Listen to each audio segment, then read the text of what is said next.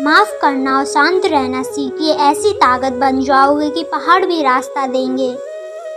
व्यक्ति को अपनी इंद्रियों को वश में रखने के लिए बुद्धि और मन को नियंत्रित रखना चाहिए।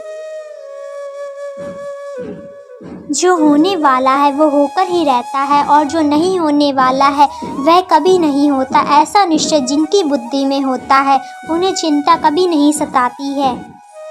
व्यक्ति को आत्मज्ञान के माध्यम से संदेह रूपी अज्ञानता को समाप्त करना चाहिए। मैं उन्हें ज्ञान देता हूँ जो सदा मुझसे जुड़े रहते हैं और जो मुझसे प्रेम करते हैं। सत्य कभी दावा नहीं करता कि मैं सत्य हूँ, लेकिन झूठ हमेशा दावा करता है कि मैं ही सिर्फ सत्य हूँ। हालांकि मैं भूत, भविष्य और वर्तमान काल के तीनों जीवों को जानता हूँ, लेकिन मुझे वास्तव में कोई नहीं जानता। मनुष्य जिस रूप से ईश्वर को याद करता है, ईश्वर भी उसे उसी रूप से दर्शन देते हैं। मन अवश्य ही चंचल होता है, लेकिन उसे अभ्यास और वैराग्य के माध्यम से वश में लाया जा सकता है। इस संपूर्ण संसार में कोई भी व्यक्ति महान नहीं जन्मा होता है, बल्कि उसके कर्म उसे महान बनाते हैं। जब तक शरीर है तब तक कमजोरियां तो रहेंगी ही, इसीलिए कमजोरियों की चिंता छोड़ो और जो सही कर्म है उस पर अपना ध्यान लगाओ। किसी का अच्छा न कर सको तो बुरा भी मत करना, क्योंकि दुनिया कमजोर है लेकिन दुनिया बनाने वाला नहीं। सच्चा धर्म यह है कि जिन बातों को इंसान अपने लिए अच्छा नहीं समझता उन्हें दूसरों के लिए भी प्रयोग ना करे। कोई भी व्यक्ति अपने विश्वास से बनता है, वह जैसा विश्वास करता है उसी अनुरूप बन जाता है। मेरे लिए समस्त प्राणी समान है, ना तो कोई मुझे अत्यधिक प्रिय है और ना ही कम, लेकिन जो मेरी भक्ति पूरे मन से करते हैं मैं सदैव आवश्यकता पड़ने पर उनके काम आता हूँ। मन की शांति से बढ़कर इस संसार में कोई भी संपत्ति नहीं है। जो मनुष्य फल की इच्छा का त्याग करके केवल कर्म पर ध्यान देता है वह अवश्य ही जीवन में सफल होता है। कोई भी इंसान जन्म से नहीं बल्कि अपने कर्मों से महान बनता है। जो व्यक्ति क्रोध करता है उसके मन में भ्रम पैदा होता है, जिससे उसकी बौद्धिक तर्क नष्ट हो जाता है और तभी व्यक्ति का धीरे धीरे पतन होने लगता है। गीता में लिखा है, जब इंसान की ज़रूरत बदल जाती है तब इंसान के बात करने का तरीका बदल जाता है।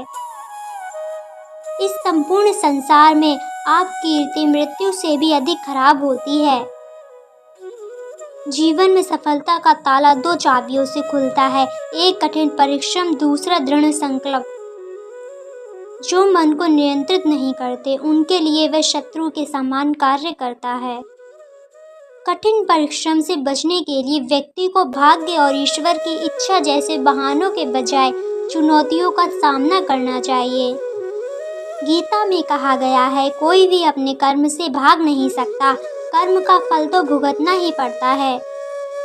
मनुष्य को अपने कर्मों के अच्छे और बुरे फल के विषय में सदैव सोचकर चिंताग्रस्त नहीं होना चाहिए। इंसान समय और अपनी सहूलियत के हिसाब से शब्दों का प्रयोग करता है। प्रेम के रंग में रंग लो जीवन सारा, यह प्रेम ही है लोक और परलोक का सहारा। यदि आपके पास कोई समस्या आती है तो उसका समाधान खोजें, उससे दूर नहीं भागें।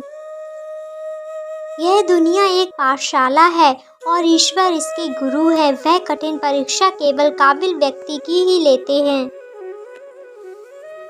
परिवर्तन ही प्रकृति का नियम है, इसीलिए जो पीछे छूट गया उसका शोक मनाने की जगह जो आपके पास है उसका आनंद उठाना सीखिए। प्रेम का अर्थ बांधना नहीं है, बल्कि प्रेम को बंधन मुक्त कर अनंत तक प्रेम करना है। मन का मैल मिटा दो, चारों धाम मेरे अंदर हैं, शिव मेरे अंदर है, श्री राम मेरे अंदर हैं। संसार का यही नियम है, जहाँ सहयोग है वहाँ वियोग भी तो है। ईश्वर किसी का नहीं है, अपितु सर्वस्त्र ईश्वर का है। सत्य हमेशा पानी में तेल की एक बूंद के समान होता है, कितना भी असत्य का पानी डाले वह हमेशा ऊपर ही तैरता है। अपने जीवन में कभी भी ना किसी को आनंद में वचन दे, ना क्रोध में उत्तर दे और ना ही दुख में कभी निर्णय ले। रिश्तों में नियमित दूरियां रिश्तों को जोड़ती हैं और अनियमित दूरियां रिश्तों को तोड़ती हैं।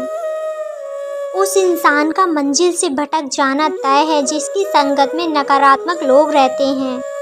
इस संसार में भाग्य से अधिक और समय से पहले ना किसी को मिला है और ना ही कभी मिलेगा।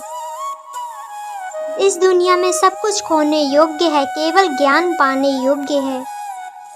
जीवन में वाणी को संयम में रखना अनिवार्य है, क्योंकि वाणी से दिए हुए घाव कभी भरे नहीं जा सकते। प्रेम का कोई अंत नहीं है, यह विरह से बढ़ता है और आंसू से फैलता है।